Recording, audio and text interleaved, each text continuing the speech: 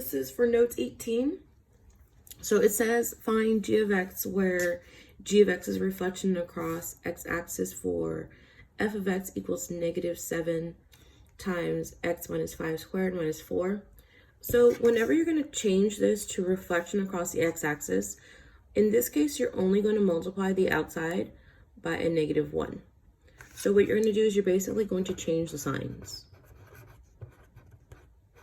So what it looks like is a negative times a -7 times x minus 5 squared minus 4. And then again, you're only going to distribute to the outside functions. So this negative right here and that negative right there. So then your answer is going to be 7x, because this remains the same, minus 5 squared plus 4. And that is how you change this function into reflection. Then for b is sort of the same thing, but because there's nothing protected, you're going to distribute to every single term in the equation. So it's going to be a negative times -10x minus 2. You distribute the negative, you're going to again change the signs. I have 10x plus 2. Okay, and then for C it's a little bit different. You're saying that this x right here is going to become a negative. So you had originally 2x plus 1. You want to rewrite that with a parentheses around this x. And then you're going to say it's 2 times -x plus 1. And then you're going to distribute. So you're going to have -2x, and distribute that 2 in here, plus 1. So this is your new equation for reflection across the y-axis. And then you have a vertex. Now vertex is very specific. This is our vertex formula in vertex form. And what happens with this one in particular is that all you're going to do is change the inside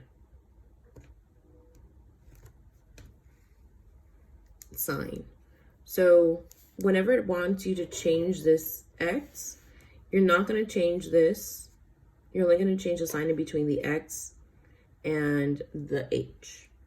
So it's going to become 8 absolute value x minus 4 plus 4. So this is the only sign change, and that's your solution.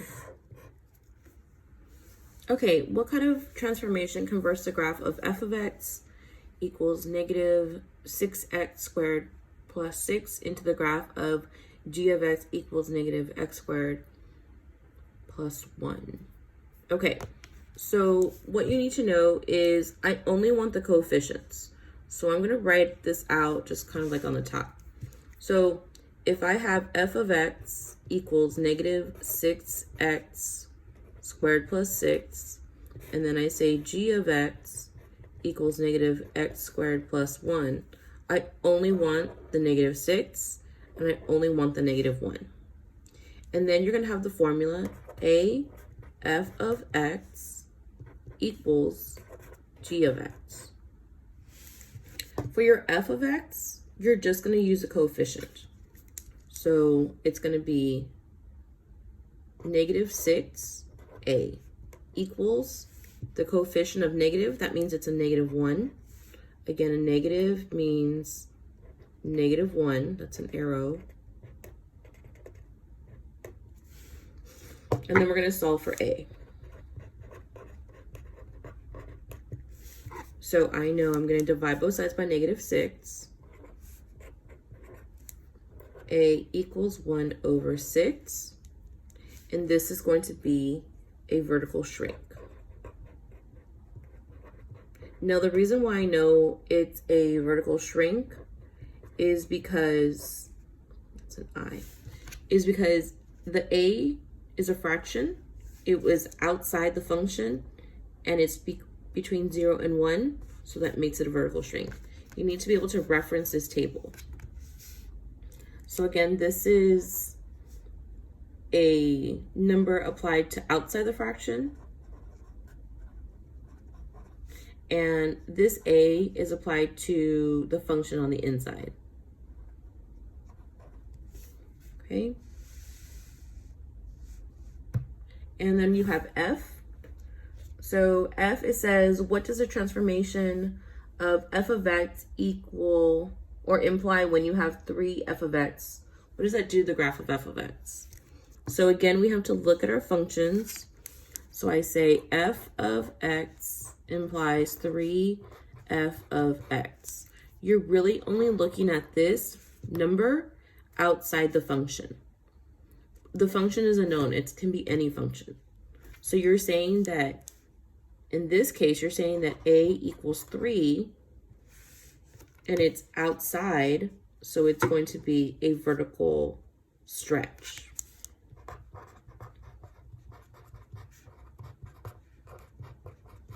Okay, then you have g. What does a transformation of f of x imply when f, open parentheses, 1/8 x? So this one is inside. So again, this one was outside. This one is inside. So if this one's inside, it's going to be a shrink horizontally or a stretch horizontally. So you're saying that, let's look at this larger, implies f 1/8 x. So you're saying that this number right here is a, but it's inside. So a equals 1/8. If I put this inside the inequality, it's going to be 0 is less than 1/8, which is going to be less than the number 1. And this is going to be a stretch horizontally.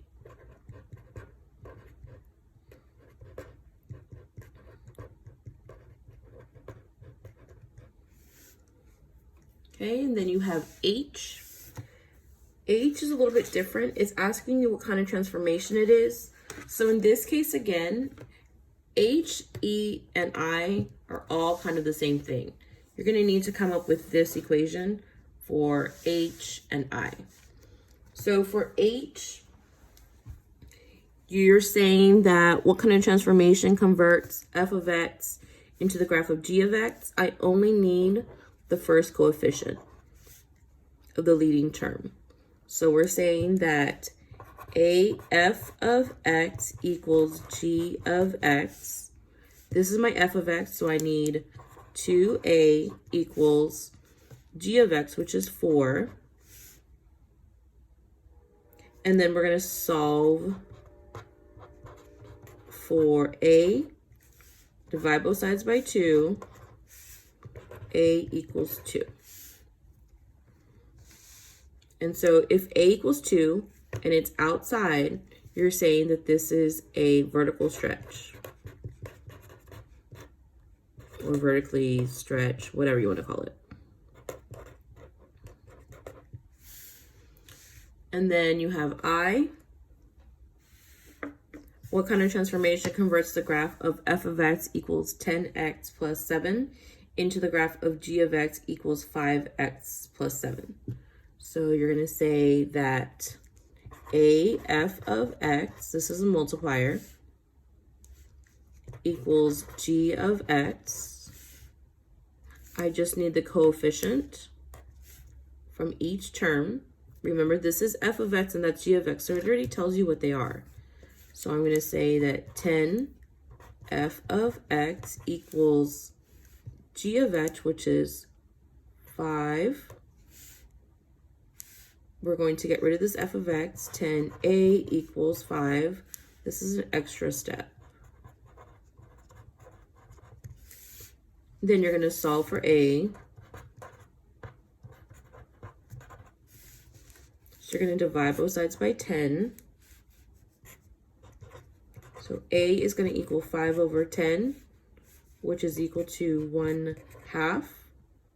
It's outside the function. So this is outside.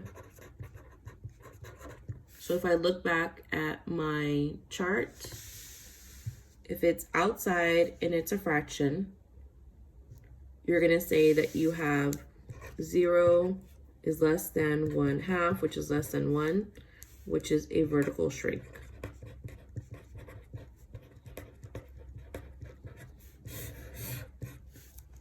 Okay. See you in class.